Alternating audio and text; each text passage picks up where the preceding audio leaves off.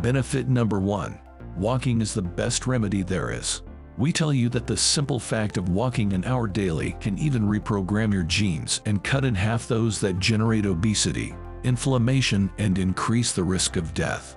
Walking also reduces those genes that age us, and this is of enormous importance. Second effect, walking for at least 30 minutes. It helps burn calories, depending on how hard you walk and how much you weigh. The faster you walk, the better over time. This helps burn, especially visceral fat, the fat that accumulates between your organs and your abdomen.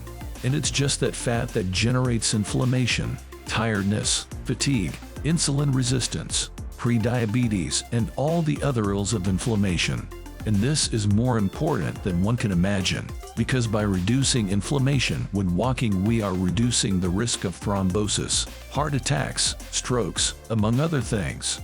In addition, studies have shown that walking for at least 15 minutes a day already begins to reduce those impulses or binges that we have towards sweets, especially when we are stressed or more nervous.